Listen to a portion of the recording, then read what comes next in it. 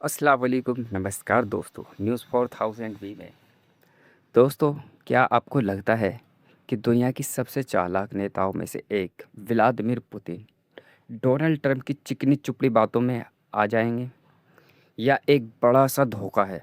रूस और अमेरिका के बीच एक ऐसी समिट हुई था अलास्का में, जिसकी आत्मा आज पूरी दुनिया हिला रही है। लेकिन सवाल ये है कि क्या वाकई कोई डील हुई थी, या फिर ये सब एक बड़ा दिखावा है? चलिए आज की इस बड़ी उलझन को सुलझाते हैं।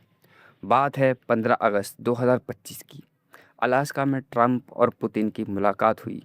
अब रूस कह रहा है कि इस मीटिंग में दोनों नेताओं के बीच एक अंडरस्टैंडिंग बनी थी, एक स्पिरिट यानी एक आत्मा। रूस का कहना है कि ट्रंप ने वादा किया था कि बचा हुआ डोनबास इलाका रूस को मिल जाएगा और वहीं पर जंग रुक जाएगी। यानी रूस को वो सब मिल जाएगा जो वो चाहता था, और बदले में वो और आगे नहीं बढ़ेगा। लेकिन जब अमेरिका विदेश मंत्री मार्को रूबियो ने इस बारे में पूछा तो उन्होंने साफ कहा, नहीं, ऐसा कोई एग्रीमेंट नहीं हुआ था। और फिर तो रूस के बड़े नेता सेर्गेई लेवरोव ने खुलकर कहा कि अमेरिका झूठ बोल रहा है। उन्होंने कहा कि ट्रंप के ख़ास आदमी स्टीव विटकॉफ बार-बार मॉस्को आते थे और पुतिन को मनाते थे। सब कुछ तय था और पुतिन ने हर बात पर हाँ कह दी थी। तो अब सवाल ये है, क्या ट्रंप ने पुतिन को बिना कागज़ की भावनाओं के सहारे ठग लिया? दोस्तों, जहां एक तरफ ये कूटनीति झगड़ा चल रहा है, वहीं जंग के मैदान में कुछ और ही कहानी लिखी जा रही है।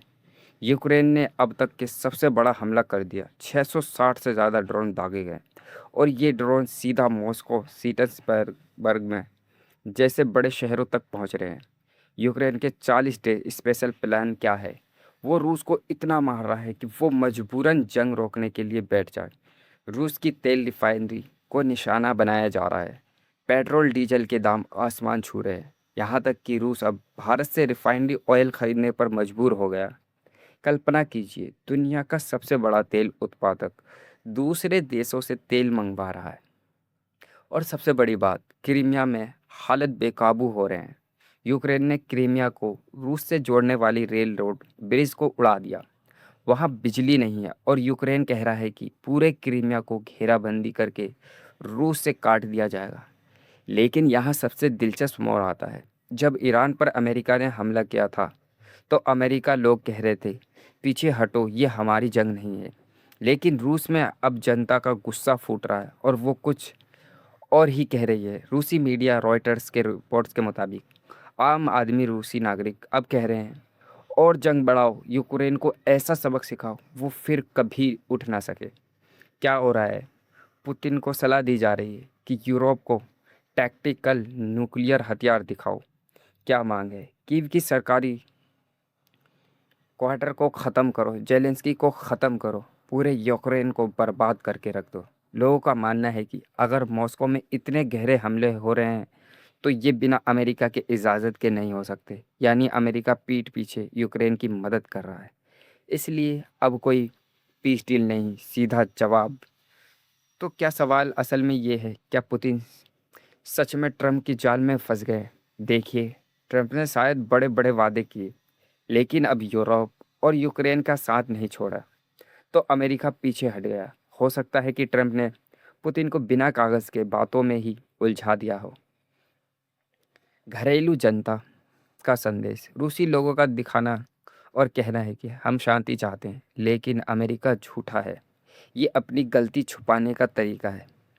बातचीत का आधार, रूस चाहता है कि जब कभी बातचीत हो तो उसी पुराने एग्रीमेंट में, जिसे उससे ज़्यादा ज़मीन मिलती है, से शुरुआत हो। असली सच्चाई, रूस पर दबाव बढ़ रहा है। वो कन्वेंशनल तरीके से यूक्रेन को जवाब नहीं दे पा रहा। यूक्रेन ने गेम बदल दिया है। रूसी अर्थव्यवस्था और मानसिकता पर असर पड़ रहा है। पुतिन के लिए ये सबसे बड़ी मुश्किल का समय है। तो दोस्तों, क्या आपको लगता है कि पुतिन की घेराबंदी हो रही है, या क्या रूस जल्द ही कोई बड़ा पलटवार करेगा? अपनी राय कमेंट में ज़रूर बताइएगा। चलिए मिलते हैं आपसे नेक्स्ट वीडियो में।